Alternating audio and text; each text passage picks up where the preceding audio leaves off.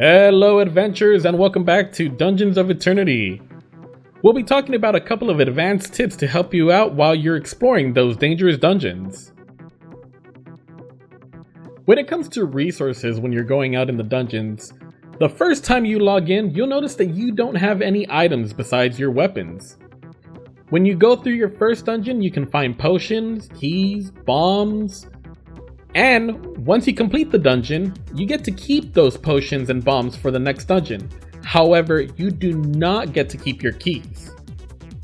The best way to prepare for your first dungeon is to go to the fabricator and fabricate some potions when you start, and then keep anything else you gain going forward. But remember, when you log off, you will lose all your potions, bombs, and anything else that you got from your dungeon. When it comes to potions, you can smash the large ones on the ground to create an area of effect on the floor that your party can utilize. This applies to large healing potions, haste potions, and quad damage potions. So, if you want to be that support character you've always wanted to be, make sure you go and fabricate a couple of those so that you can boost up your speed or help your party member do more damage. While walking around a dungeon, you'll come across spare potions you can't carry in your inventory.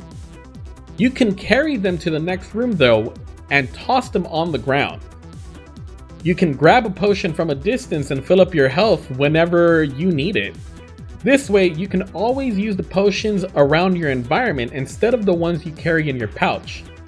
The ones you carry though can be used for emergencies when you run out. In certain dungeons, you'll come across these dark rooms that is very difficult to see. If you notice on the right hand side, there will be a torch that you can pick up. Once you pick it up, unless you're struggling like I did, you can go ahead on the left side and light up the torch and carry it on your offhand. This way you can fight with your right hand, and on your left hand you can see through the darkness.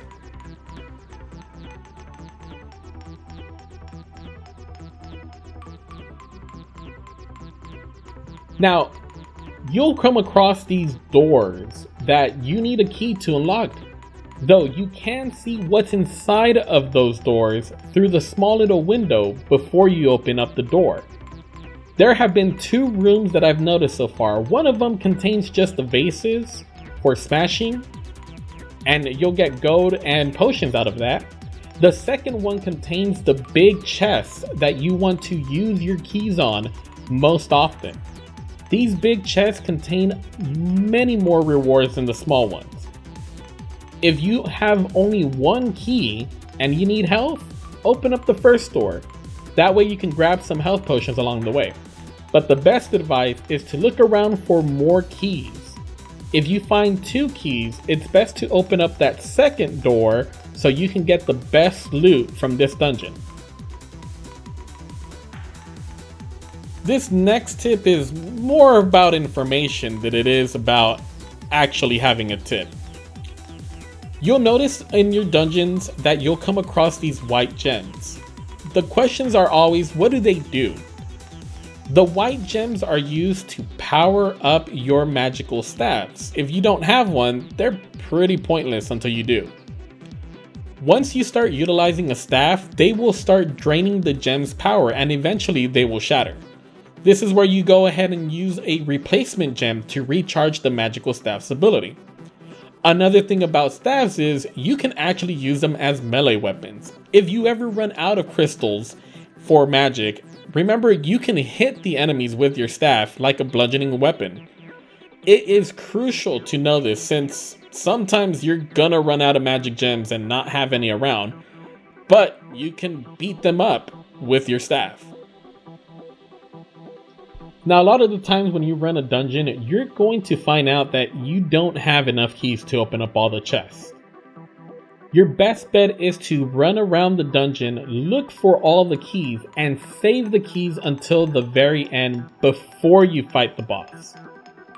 That way, you can go in and see if you have any big chests lying around, which will provide you the most amount of rewards for a said chest.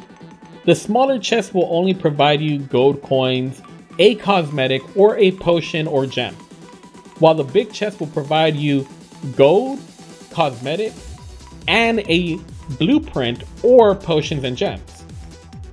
So play it smart. Right before you fight that big boss at the end, go back through the dungeon and open up those doors or open up those keys to get the most out of your reward. And if you die at the end of the dungeon because the boss ends up killing you, you still get to keep your rewards. So it's a win-win to just hold on to them. Dungeons are known for their traps. In Dungeons of Eternity, you'll run across a couple of barrels.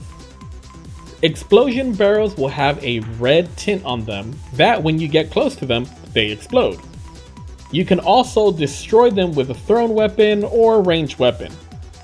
Your best bet, if you're not good at paying attention to your surroundings, is to blow them up before you fight. But if you are skilled enough to go ahead and utilize them, you can blow them up when an enemy gets nearby. The second one is poison barrels. These are a little harder to detect since they don't have a glow, but when they explode, a poison gas comes out that will slow down the enemies. For you though, it will poison you and slow you down, dealing damage to you. Alright guys, this is all I have for advanced tips. These are some of my personal tips that I've learned while playing Dungeons of Eternity. The community has also provided a couple of different tips here and there, so if you haven't seen a viable tip on any of my tips guides, don't hesitate to leave a comment in the section below to, have it thrown onto the next video. But for now, if you see me out there, I hope we dungeon together. Otherwise, go knock out those dungeons.